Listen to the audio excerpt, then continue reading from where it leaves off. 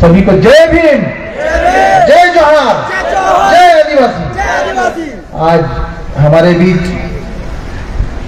आप सभी हमारे बाबा साहब भीमराव अंबेडकर के जन्मदिन के ऊपर शुभ अवसर पर उपस्थित हुए और मैं उनके श्री चरणों में नमन और वंदन अभिनंदन करते हुए हमारे बिरसा मुंडा, हमारे टंटिया भील, हमारी रानी दुर्गावती, हमारे फुले, हमारे और हमारे सभी क्रांतिकारी साथी, हमारे पुरखे, उनको नमन वंदन अभिनंदन करते हुए सीहोर की धरती के श्री चरणों में नमन करते हुए आप सभी जानते हैं साथियों कि जो बाबा साहब अंबेडकर जी ने हमें संदेश दिया, आप उनके हम फोटो देखते हैं तो एक उंगली उनकी एक इशारा कर रही होती है और संसद का एक फोटो लगा रहता है और उन्होंने जो बात कही कि शिक्षित बनो, संगठित रहो और संघर्ष करो, जो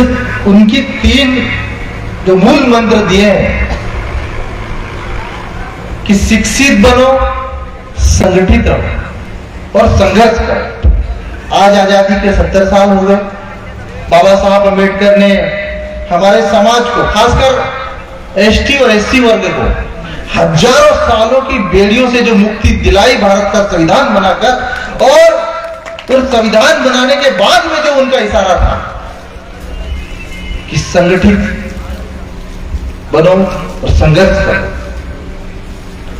समाज शिक्षित तो हुआ, काफी हद तक एसटी और एसटी वर्ग का पढ़ा लिखा नौकरी पेशा में गया, लेकिन दुख इस बात का है कि शिक्षित होने के बाद, जैसे हमारी बहनों ने कहा कि नौकरी लगने के बाद इनकी चर्बी इतनी मोटी हो गई है कि ये पैसा खर्च करने के लिए अस्पतालों में डॉक्टर के पास जा रहे हैं, लेकिन समाज को पैसा नहीं देते हैं। आज हमारे भाइयों ने कार्यक्रम कराया, भीम आर्मी जय, सब लोगों ने, सभी सामाजिक संगठनों ने मिलकर कितने बड़े बड़े अधिकारियों ने इस कार्यक्रम के लिए पैसा दिया, नहीं दिया होगा, मैं जानता हूं अच्छी तरह से। इसमें उन्हीं लोगों ने दिया होगा जो बाबा साहब अंबेडकर के सिद्धांतों को अपने जीवन में उतारकर समाज के लिए कुछ करना चाहते हैं, इस समाज को कुछ देना चाहते हैं।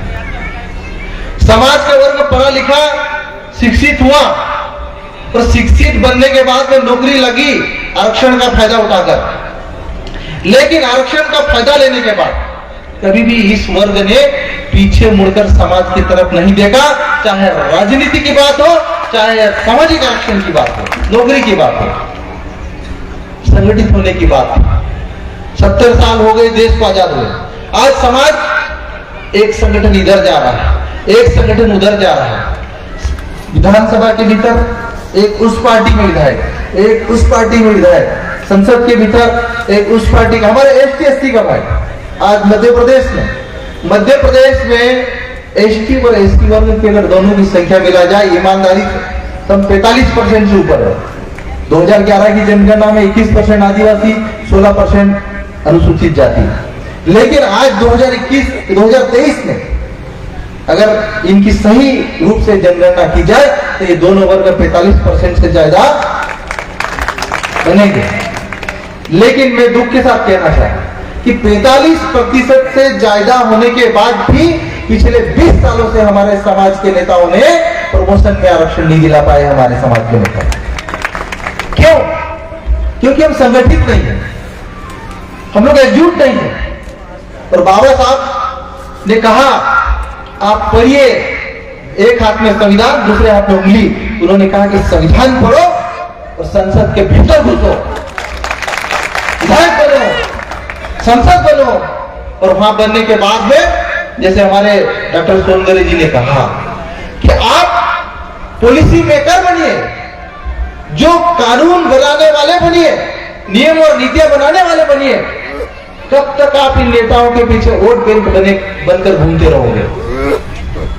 आज हमारे जब हम फील्ड में जाते हैं तो कई बुद्धिजीवी लोग हमको ज्ञान देते हैं कि राजनीतिक बातें मत करो। जब बाबा साहब अंबेडकर ने 70 साल पहले जब इतना बड़ा संदेश दे दिया कि आप पढ़ो लिखो, एकजुट हुओ और संसद के भीतर सांसद बनकर, विधानसभा में विधायक बनकर घुसो, और संघर्ष करो, वही चीज हम नहीं सीख पाए। अगर हमारा एसटी और एससी वर्ग का ये समाज उनके संदेश को इतना बड़ा अगर समझ लेता, अपने जीवन में उतार लेता, तो आज हमारे समाज की आने वाली हजारों पीढ़ियां कर जाती। लेकिन आज भी हम एसटी और एससी वर्ग की बात आती है। आज हमारे आदिवासी समाज को आप भी देख रहे हैं, आज बिरसा मुंडा ने संघर्ष के अंग्रेजों के खिलाफ क्रांति करी और इनको जंगलों में नहीं घुसने दिया आज। लेकिन हमारे अनुसूचित जाति वर्ग को जो आज भी बड़ी संख्या में शहरी क्षेत्रों में रहता है, शोषण की बात आती है। अभी इंदौर के पास महू की बात 6 महीने पहले की बात है। शमशान घाट में हमारे एसटी वर्ग की किसी बेटे की मृत्यु हो गई तो उसको जलाने नहीं दिया गया, इतना शोषण हुआ। आज भी अभी बात आ रही कि कहीं हमारे एससी वर्ग बारात निकाल के जाता तो उनको घोड़ी पे चढ़ने नहीं दिया था, उनकी घोड़ी रोक ली जाती, उनकी बारात रोक ली जाती है। आज भी सरकारी विभागों में हमारे एसटी और एससी वर्ग के अधिकारियों के ऊपर फर्जी कंप्लेन करके उनको झूठे मुकदमों में फंसा दिया जाता है और जीवन भर संघर्ष करते रहते हैं। आज भी मध्य प्रदेश में जितने आईएएस अधिकारी है, 41 आईएएस अधिकारियों के ऊपर लोकायुक्त की जांच पेंडिंग पड़ी हुई है, लेकिन सरकार उनके ऊपर कार्रवाई नहीं कर रही। क्यों? क्योंकि उनके लोग एकजुट है, उनके लोग उनके लोगों को बचा रहे हैं और हमारे लोग हमारे एसटी और एससी में देखते हैं एक उसकी टांग खींच रहा है, एक दूसरी टांग खींच रहा है, एक पीठ पीछे खींच रहा है, एक हाथ पकड़ के खींच रहा है।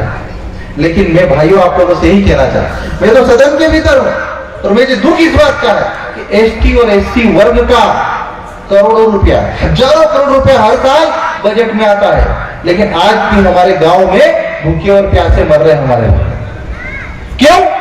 क्योंकि हम एकजुट नहीं है। आज अभी इस वित्तीय वर्ष में एसटी वर्ग के लिए 37,000 करोड़ रुपए का बजट आया, एससी वर्ग के लिए 26,000 करोड़ रुपए का बजट आया। लेकिन ये पैसा ग्राउंड पे नहीं जाता है, ये हमारे लोगों तक नहीं पहुंचता है, ये ऊपर ही बंदरबाट हो जाता है। और इसके लिए कौन लड़ेगा?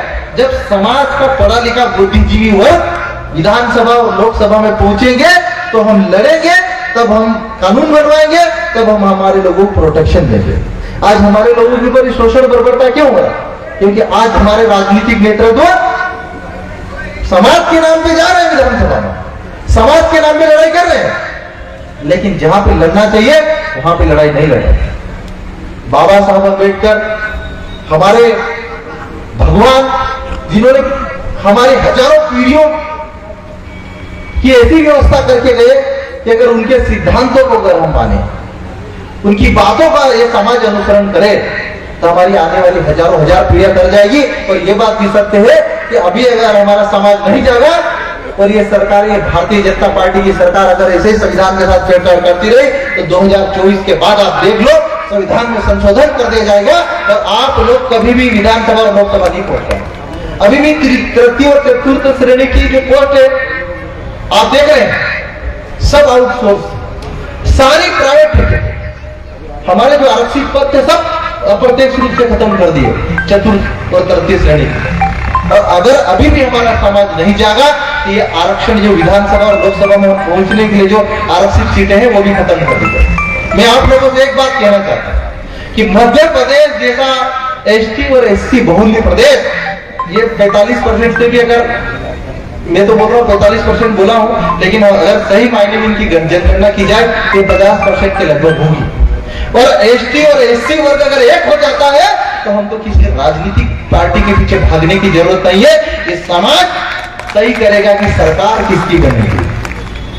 और बाबा साहब अम्बेडकर ने कहा है कि जब तक आप सत्ता में नहीं पहुंचोगे, जब तक आपकी भागीदारी सत्ता में नहीं होगी, आपको आपका कोई अधिकार नहीं दे पाएगा। आज ये हमारे सभी सामाजिक संगठन, चाहे भीम आर्मी, जैस, हम लोग इस समाज में जन जागरूकता लाने के साथ साथ में, सांस्कृतिक जन जागरूकता लाने के साथ साथ में समाज के बेटियों के बीच राजनीतिक जन जागरूकता भी ला रहे हैं। क्योंकि मैं जानता हूँ भाइयों, मेरे बारे में बहुत कम आप लोग जानते हैं, मैं दिल्ली एम्स में 2016 तक असिस्टेंट प्रोफेसर रहा रोमेटोलॉजी डिपार्टमेंट, वहां नौकरी छोड़ के आया 2 लाख रुपए की, इसलिए कि मेरा समाज जागरूक हो, मेरे समाज को अधिकार मिले, मेरा समाज संघर्ष करे और उसको जो हक मिलना चाहिए वो मिले। आज हम इसीलिए आए हैं और समाज में जब तक हमारे जैसे पढ़े लिखे युवा विधानसभा और लोकसभा में नहीं पहुंचेंगे कभी हमारे समाज का भला नहीं होगा। बाबा साहब अम्बेडकर के सपनों का साकार, सपनों का भारत बनाना है तो हमारे वर्ग को सबसे पहले संगठित होकर, हमारे वोट बैंक को संगठित होकर हमारे समाज के ऐसे बेटों को विधानसभा और लोकसभा में पहुंचाना होगा जो समाज के लिए नीतियां बनाए, समाज के लिए संरक्षक की भूमिका निभाए, समाज के लिए बाबा साहब अम्बेडकर ने जो संविधान लिखा ऐतिहासिक, ये दुनिया के सबसे बड़े लोकतांत्रिक देश में जो व्यवस्था बना के गए, उस व्यवस्था को जमीन पे उतारने वाले बेटे चाहिए, तभी हमारे प्रदेश, हमारे देश और एसटी एससी वर्ग का भला होगा, ओबीसी वर्ग का भला होगा, अन्यथा हमारे समाज का भला नहीं होने वाला। और मैं आप लोगों को मैं कहना चाहता हूं, मैं विधानसभा में जब से मध्य प्रदेश में पहली बार विधायक बना, लगातार 4 साल से संघर्ष कर रहा हूं और समाज के हर मुद्दों को लेकर बाबा साहब अम्बेडकर के संवैधानिक व्यवस्था को जमीन पर उतारने के लिए जितना संघर्ष किया, तो मध्य प्रदेश की विधानसभा में दूसरे नंबर का विधानसभा प्रश्न पूछने वाला विधायक बना। मुझे पूरे देश की आदर्श विधायक का अवार्ड मिला, मुझे पूरे देश के विधायकों में से, क्योंकि हमने अंदर संघर्ष किया, हम लड़े, हम बाबा साहब अम्बेडकर के जो संविधान में प्रावधान थे उन प्रावधानों की जनता तक पहुंचे, हमारे एसटी एससी वर्ग तक पहुंचे, उनको लिए हमने लड़ाई लड़ी, सदन की। और जब तक हमारे समाज अभी व्यवस्था जो आप सब जानते हैं, जब तक 4 बड़े बड़े उद्योगपति फाइनेंसिंग नहीं करते, सिफारिश नहीं करते, तब तक उनको टिकट नहीं मिलता।